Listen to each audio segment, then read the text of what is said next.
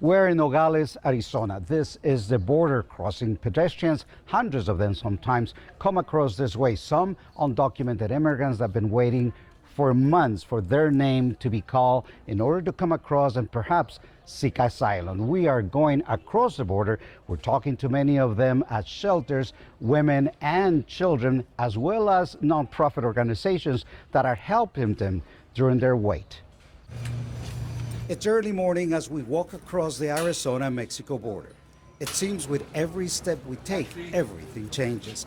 And the first thing we notice, a long line of people waiting to get across. Many are regular everyday border crossers, but others have been here waiting days, weeks, sometimes months to cross into the U.S. A short drive away, we find a shelter. Many asylum seekers here waiting for an appointment. They claim to have escaped crime and violence in their home countries. Some won't talk to us, afraid of retaliation. But further down the hallway, I meet Astrid. She wants to share her story. Astrid made the journey from Venezuela with her 2 children.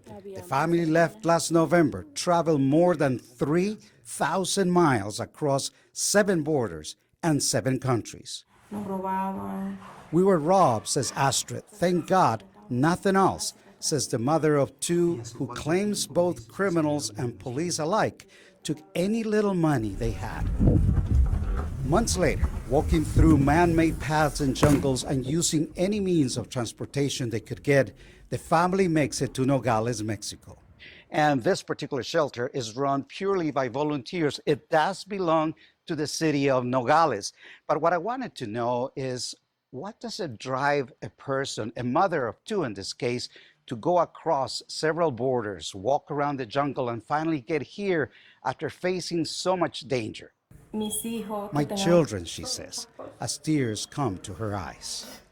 Outside, Fabian, Astrid's son, is playing soccer. And I wonder, what was it like for an 8-year-old child? ¿Te dio miedo? No. You're not scared? No. Why not? ¿Por qué no? Okay, but your mom tells me that some people took money from you guys. Tu mamá me dice que les quitaron dinero. Sí. ¿Sí? ¿En dónde? Where? En la selva. In la selva, in the jungle. And that is the story of many through a child's eyes. Each immigrant, each family has their own unique path to get here. And once here, their journey is not over. It now travels the roads of America's legal systems with no guarantee of being granted asylum. They could be deported or choose to stay illegally and live in the shadows. In Nogales, Mexico, Patricio Espinosa, ABC15 Arizona.